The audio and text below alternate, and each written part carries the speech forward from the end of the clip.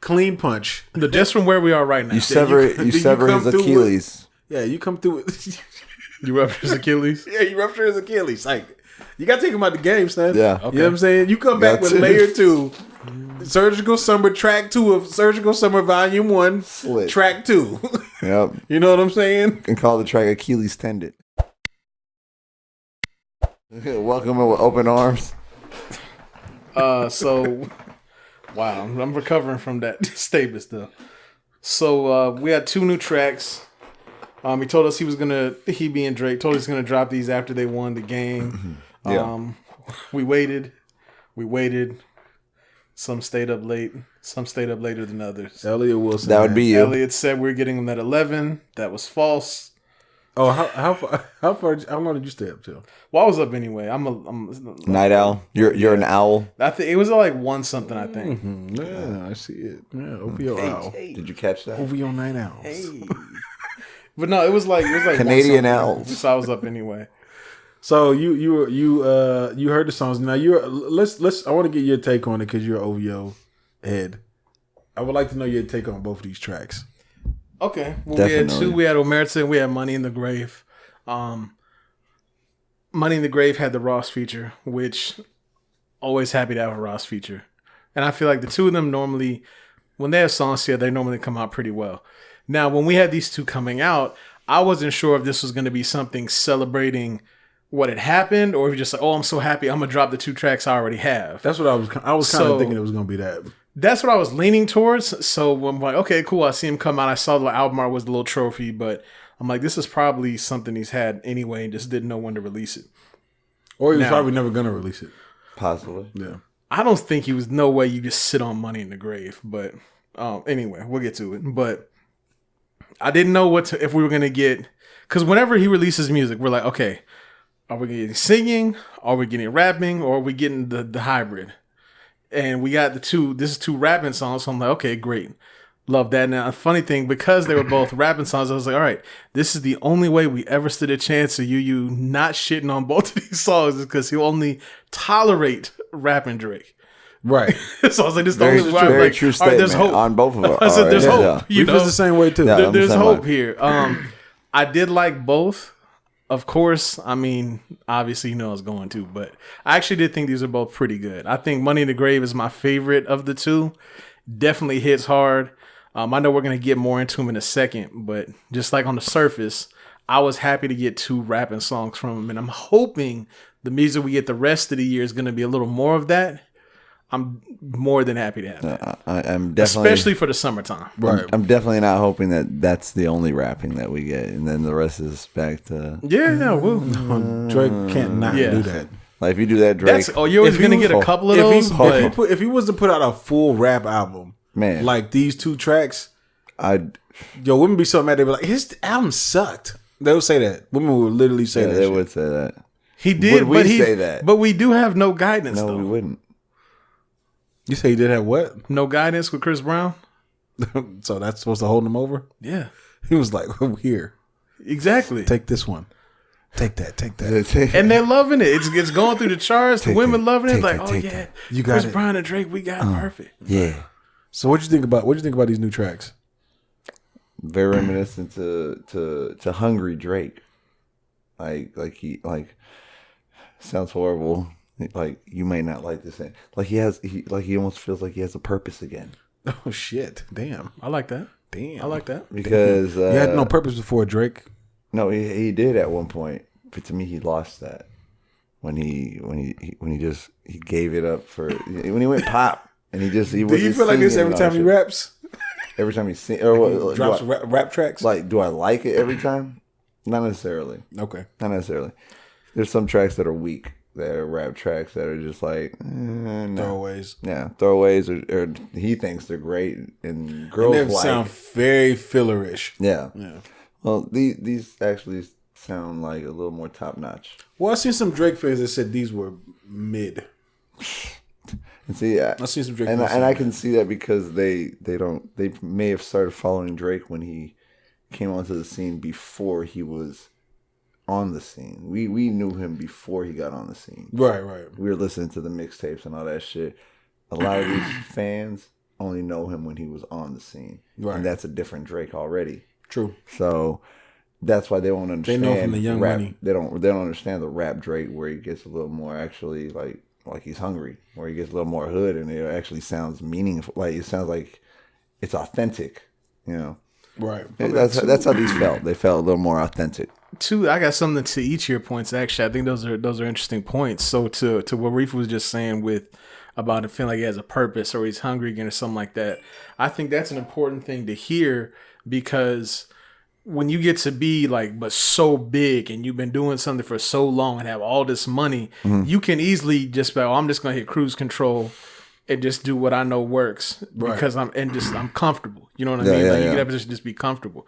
So I can definitely see why, like knowing Reefa, especially why he would appreciate hearing something that sounds like, okay, it sounds like something may be waking back up in him.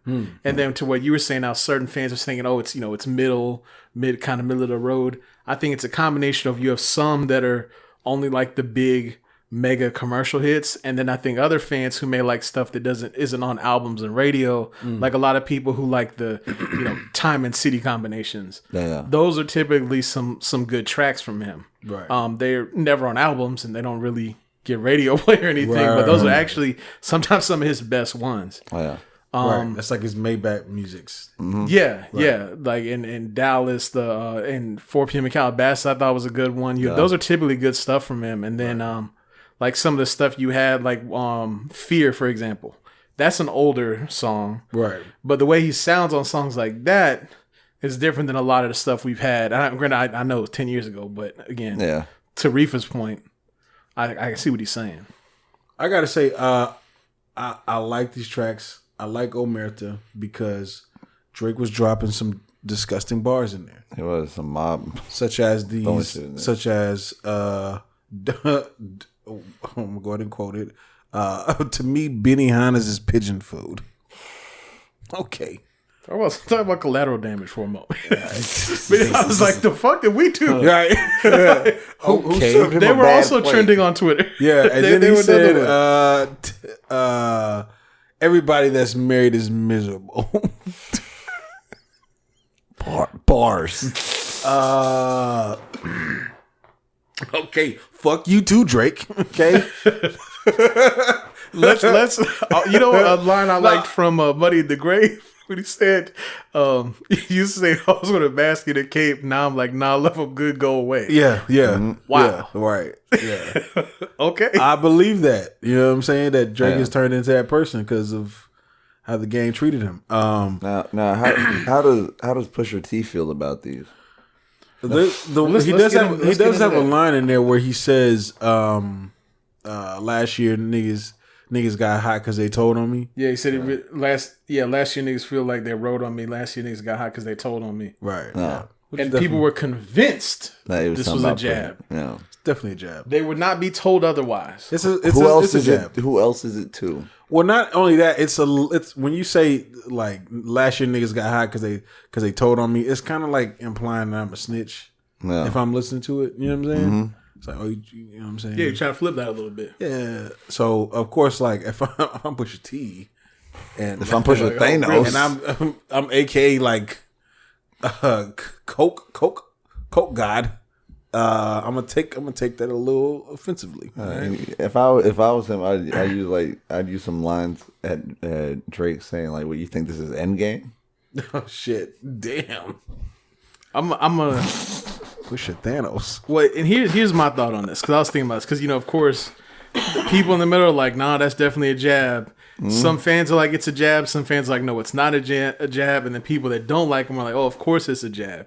So which of course brings up well, why are you doing this now? Like y'all, thought you weren't gonna respond. Yeah. Why are you doing this now? You're gonna get to start again. Blah blah blah. It's been a while.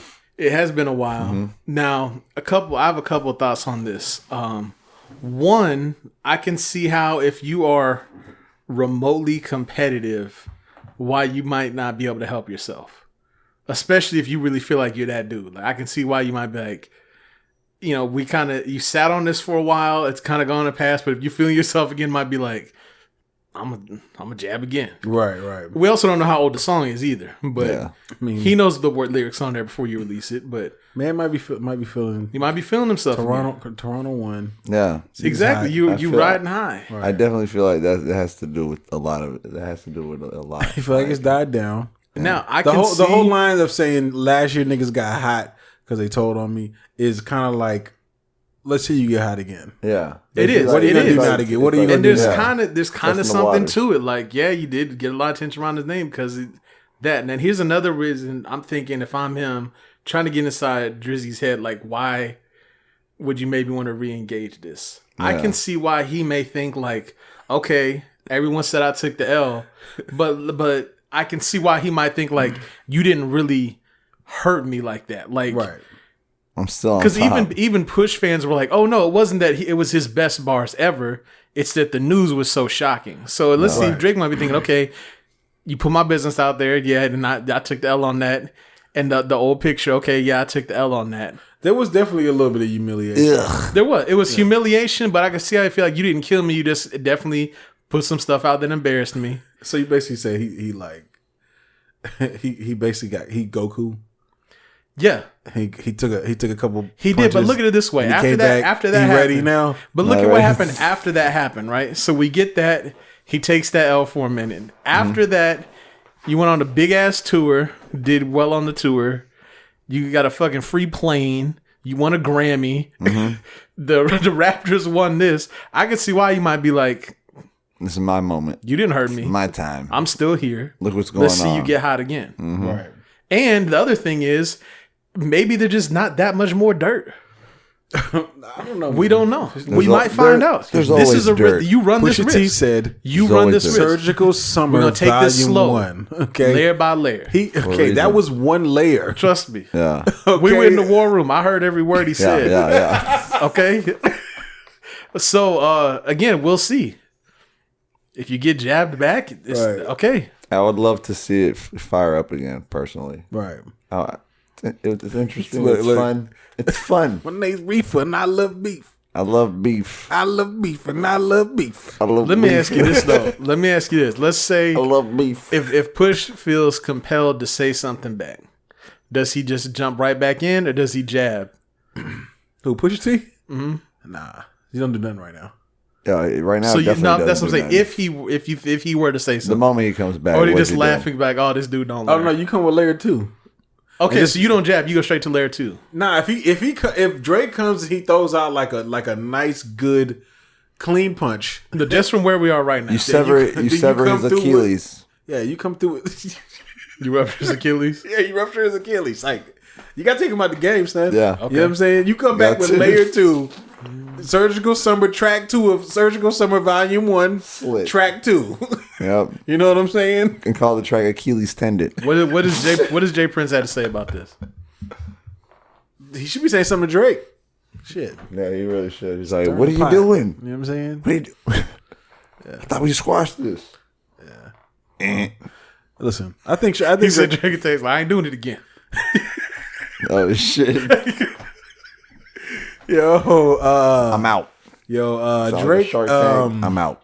Drake, I do feel like Omerta was solid because I kind of one thing I want to say too. He kind of had like a Biggie flow on there. Yeah, I kind of respected that. You know what I'm saying? I think he wrote that pocket very well. He definitely came well. Yeah, I did have an official. I appreciate it because it was just him by himself on that track, so he kind of pulled his own weight. Right. You know, where the other one has Rick Ross, so kind of, and it even had a Rick Ross Maybach Music vibe. The whole thing. Was it Maybach Music? The whole beat.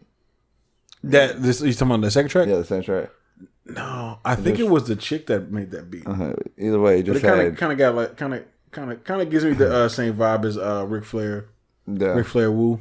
Yeah. I forget which one of the songs it was, but one of them had a guy that also worked on Sicko Mode. Oh, okay, word. Okay. But I did. If you just Google Omerta to get the actual definition, it'll say.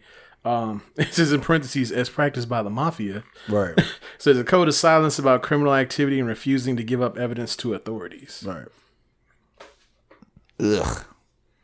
Let me ask y'all this before we What's get up, off it, Pusha? though. I know y'all don't like the dude, but how did y'all actually feel like just the song? Like, oh, I hate it, trash, or like I can tolerate it. I like those. I like those tracks. Those tracks. I liked it. I feel like he was in his good. rap bag. I like when Drake gets in his rap bag. Yeah. I mean, you know, I can tell though that it's definitely like a throwaway. You know what I'm saying? It's not his best. You know what I'm saying? But I could tell like this was like a track that he probably had that he likes. He wants his rap heads to listen to it. I listened. It was good. I rock with it. And of course, you got to throw this in there. Like, did he write it? I definitely thought about that. I was like, who's writing this? You have to think that at some point. There's always that taint. Dropping a bar here and there. Sounds bad when I say it like that. There's always that taint. I know that's it. Belly dropping in from here and there. Is Daylight writing the bar too? I think Daylight probably in there too. You know what I'm saying? Don't quote me on that, but I think he might be in there writing a couple bars here and there. I mean, that always comes to play where you think, you know, when he's on his rapper shit. Yeah, you know what I'm saying. I definitely think he's got some rappers in there that just help tweak check it. This out, yeah. So could be, but at the same time, but it was cool. They're still good tracks. Yeah. Shout out to Drake and OVO Sound. Who we moving on to next? We moving on to Dreamville. Yeah, real.